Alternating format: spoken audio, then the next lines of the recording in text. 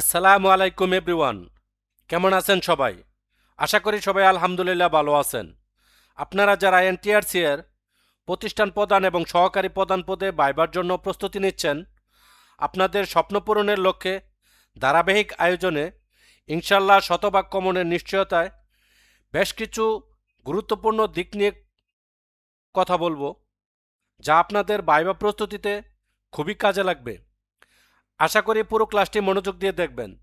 তার আগে বলে নিচ্ছি, আপনি যদি আমার চ্যানেলে নতুন হয়ে থাকেন, please click the subscribe button. আর যদি অলরেডি সাবস্ক্রাইব করে থাকেন, thank you so much. So কথা না বাড়িয়ে মূল আলোচনায় চলে যাই।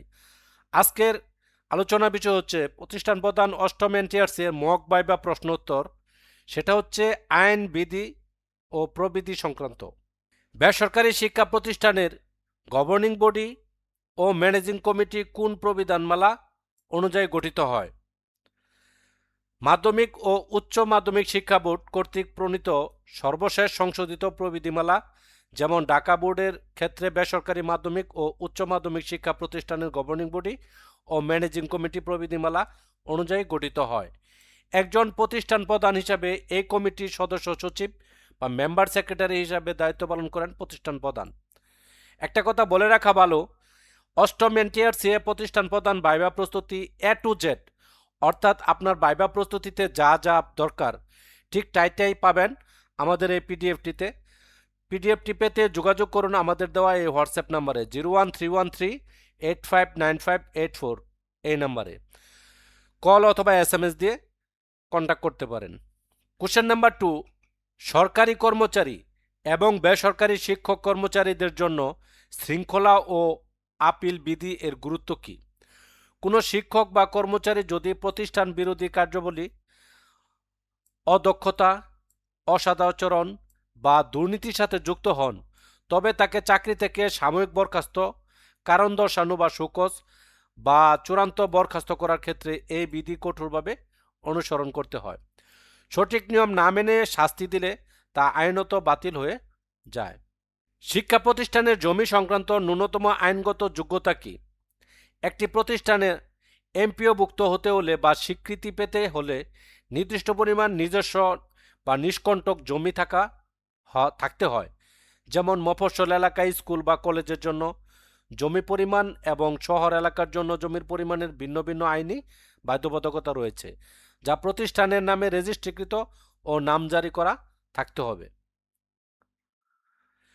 সর্বশেষ জনবল কাঠামো ও এমপিও নীতিমালা অনুযায়ী একজন শিক্ষক নিয়োগে এমপিওভুক্তির মূল শর্তগুলো কি কি?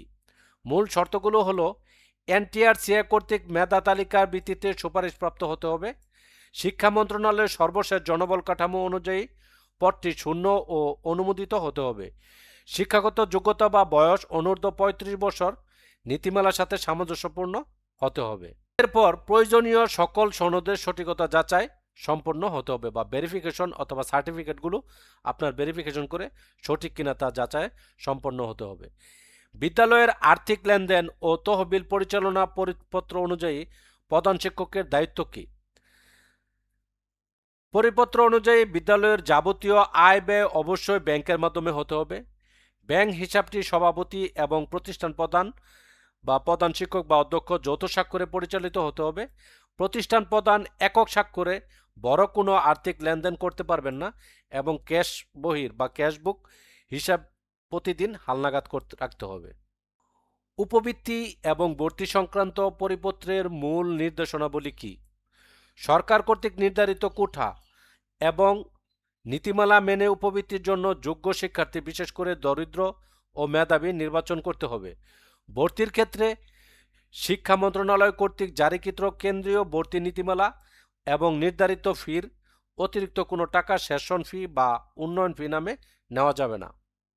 আপনি প্রতিষ্ঠান প্রধান হিসেবে যোগদানের পর প্রথম কোন আইনি বা প্রশাসনিক বিষয়গুলো চেক করবেন? আমি প্রথমে প্রতিষ্ঠানের নিম্নলিখিত বিষয়গুলো পরীক্ষা করব। ১. বর্তমান ম্যানেজিং কমিটি বা গভর্নিং বডির মেয়াদ এবং বৈধতা। ২ হচ্ছে সর্বশেষ অডিট রিপোর্ট এবং ব্যাংকের স্থিতি। ৩ হচ্ছে শিক্ষক কর্মচারীদের হাজিরা খাতা এবং এমপিও শিটের সর্বশেষ অবস্থা।